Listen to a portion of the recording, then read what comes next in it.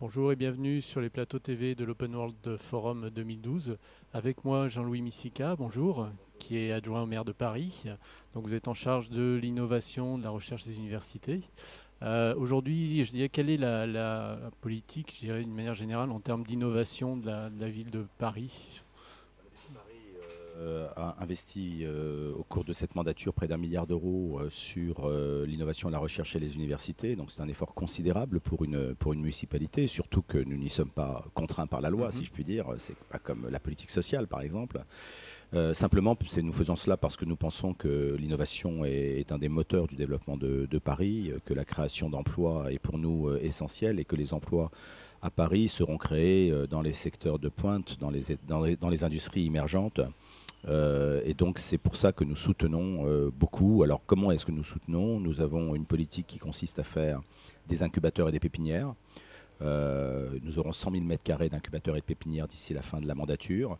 Aujourd'hui, il y en a 70 000 m² installés. Il y a environ 500 entreprises qui sont incubées dans nos incubateurs. Il y en aura 800 d'ici la fin de la mandature. Et donc c'est un effort considérable. Ça représente presque le double de ce que fait Londres. Et puis nous avons une politique d'expérimentation, c'est-à-dire que nous mettons le territoire parisien à la disposition des entreprises, des innovateurs, des chercheurs pour expérimenter leurs solutions dans l'espace public, mais aussi dans les bâtiments qui dépendent de la ville de Paris, y compris d'ailleurs les immeubles HLM ou les mairies ou les administrations publiques. Donc nous avons une politique assez complète de financement de la recherche et de l'université, d'aide aux entreprises avec nos incubateurs, d'accompagnement de ces entreprises, d'expérimentation. Et puis nous avons un dernier volet qui est un volet financement, où là nous avons créé avec Oseo un fonds qui s'appelle Paris Innovation Amorçage, qui permet aux jeunes entrepreneurs d'aller chercher de l'argent, pas en capital, mais en subvention ou en prêt à taux zéro, pour justement faire l'initialisation en quelque sorte de leur entreprise. Le seed investment ou le pré-seed, comme on dit. Très bien. En termes d'open data, je crois que la mairie de Paris a lancé des projets aussi. Oui, bien sûr. On a lancé une politique d'open data assez ambitieuse avec une licence ouverte il y a 2 ans. Aujourd'hui, il y a un site qui s'appelle parisdata.fr qui est un site où il y a toutes les données mises à disposition du public. Et elles commencent à être vraiment très très nombreuses. Il y a un très très grand nombre de jeux de données. Je ne vais pas vous donner un chiffre parce que ça c'est alimenté chaque jour en fait par les administrations de la ville. Mais ce qui est très intéressant, c'est le nombre d'applications que l'on a pu repérer grâce à cette open data. Et je dirais qu'il y a 2 aspects dans cette politique open data. Il y a un aspect citoyen, grand public, où on fait des applications. Par exemple, nous avons publié les essences de tous les arbres, de toutes les fleurs existant à Paris, et les gens ont fait des promenades pour trouver les essences rares. Botanique, voilà, botanique. On a publié les sanisettes et leur géolocalisation. Enfin bref, très pratique, oui. Très pratique, absolument, très pratique. D'ailleurs, il y a des gens qui ont mis au point des applications qui permettent de trouver la sanisette la plus proche de chez soi, de l'endroit où on se trouve, etc., etc. Donc nous avons, mais il y a aussi, je dirais, des applications plus politiques, comme nous publions un certain nombre de données.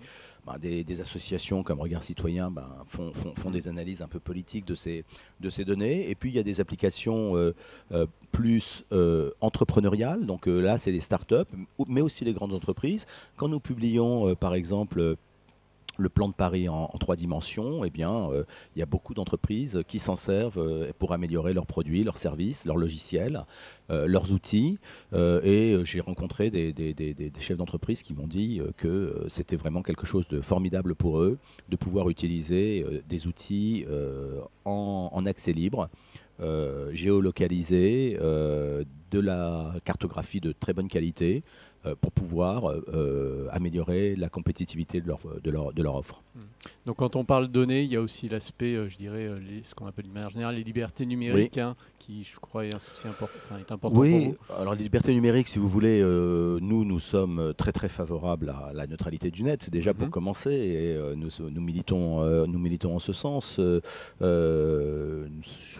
titre personnel, je ne suis pas un grand adepte de la loi Hadopi ou de la loi LOPSI 2, avec un certain nombre de problèmes que cela pose en matière de liberté publique, voire de liberté individuelle. Il me semble que la question de la liberté devient une question essentielle aujourd'hui parce que, bien évidemment, les grands groupes mondiaux de type Google ou Facebook deviennent tentaculaires, ont des outils de tracking des comportements individuels qui sont de plus en plus performants. Et la législation américaine est très différente de la législation européenne en matière de protection de la vie privée et de l'intimité et de la liberté individuelle. Et donc je crois que le régulateur, et peut-être davantage à l'échelle européenne qu'à l'échelle française que ces choses-là doivent être faites, mais le régulateur doit aujourd'hui prendre ce problème à bras-le-corps et protéger les individus contre les risques d'atteinte aux libertés individuelles et collectives que représente le développement des systèmes de tracking, des cookies et de tous les outils d'opt-in, d'opt-out qui sont sur le marché. Et c'est encore plus vrai avec le développement de la mobilité, des outils de mobilité. Parce qu'avec la mobilité, on sait exactement où vous êtes, ce que vous faites. Et donc ça, c'est quelque chose... Si en plus on va vers les moyens de paiement électroniques incorporés dans le téléphone mobile, on voit bien que là, il y a un sujet liberté individuelle et publique qui est un sujet fondamental. Très bien, je vous remercie Merci pour à vous. cette vision de votre activité au niveau de la mairie de Paris. Merci. Merci à vous. Bientôt, au revoir.